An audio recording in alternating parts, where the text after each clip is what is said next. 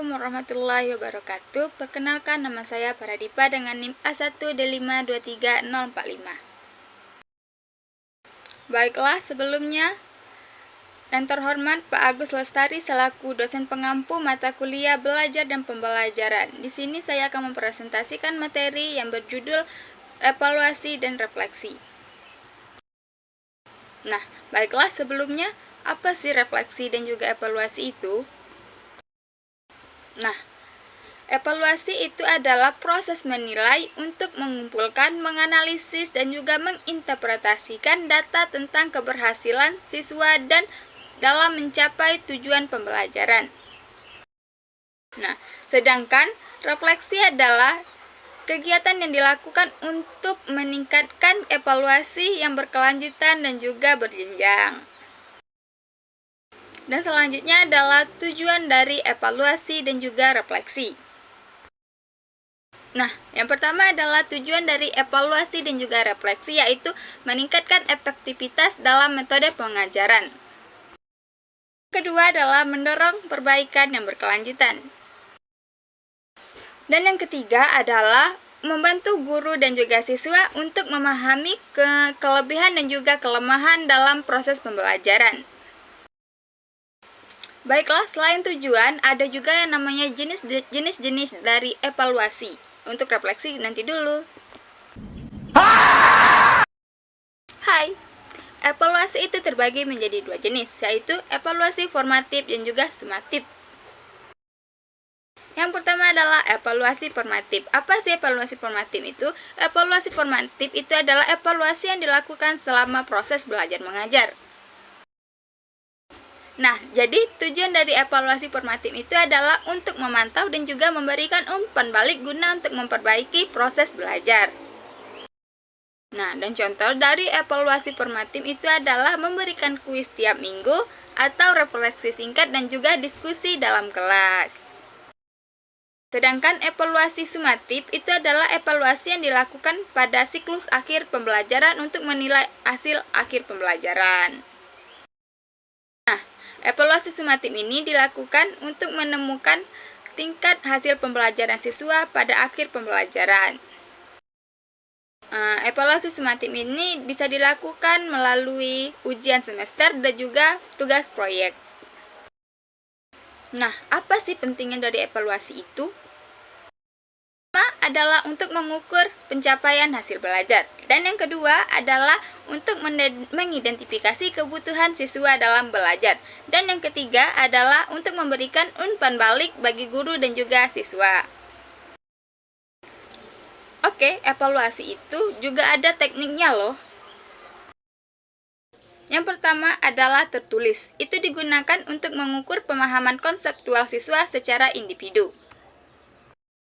Kedua adalah observasi kinerja, yaitu mengamati kemampuan siswa secara langsung dalam aktivitas atau tugas pembelajaran.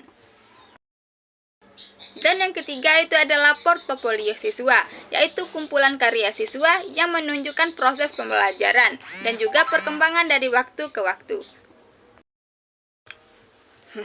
Dan yang keempat adalah wawancara angket, yaitu metode yang melibatkan pertanyaan langsung kepada siswa untuk mengetahui persepsi dan pengalaman siswa. Baiklah, yang itu tadi adalah evaluasi, dan selanjutnya kita akan mengetahui apa itu refleksi dalam pembelajaran.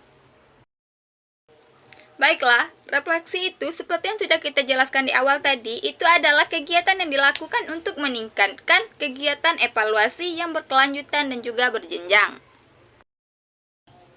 Nah, refleksi itu sangat penting loh. Yang pertama adalah penting untuk kesadaran diri. Guru dapat menyadari kelemahan dan juga kelebihan dalam kemampuan diri mereka dalam mengajar.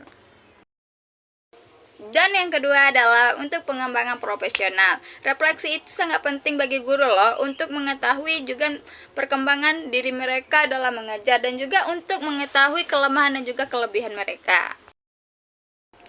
Dan yang ketiga, itu adalah perbaikan yang berkelanjutan. Dengan refleksi, guru dapat menyempurnakan metode pengajaran mereka dari waktu ke waktu. Nah, untuk refleksi dalam pembelajaran itu juga ada langkah-langkahnya. Yang pertama adalah mengidentifikasi hasil pembelajaran, yaitu memahami tujuan pembelajaran yang ingin dicapai. Nah, refleksi ini dimulai dari melihat kembali apa yang ingin dipelajari dan dicapai selama proses pembelajaran. Dan yang kedua itu adalah analisis hasil, yaitu evaluasi yang dicapai apakah tujuannya itu tercapai atau ada kesenjangan antara harapan dan juga hasil. Dan yang ketiga itu adalah tanggapan siswa. Itu adalah respon pribadi siswa tentang hasil atau proses pembelajaran yang mereka dapat. Dan yang keempat atau yang terakhir dari langkah-langkah refleksi pembelajaran itu adalah rencana perbaikan, yaitu perbaikan atau tindak lanjut perencanaan perubahan ataupun perbaikan yang telah direncanakan untuk pembelajaran berikutnya. Dan terus melakukan refleksi perkembangan yang berkelanjutan. Dan yang selanjutnya itu adalah hubungan antara refleksi dan juga evaluasi. Evaluasi dan juga refleksi.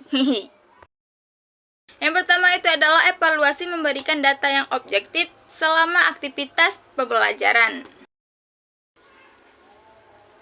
Dan yang kedua itu adalah refleksi membantu menganalisis hasil evaluasi untuk mengidentifikasi kelemahan dan juga kekuatan.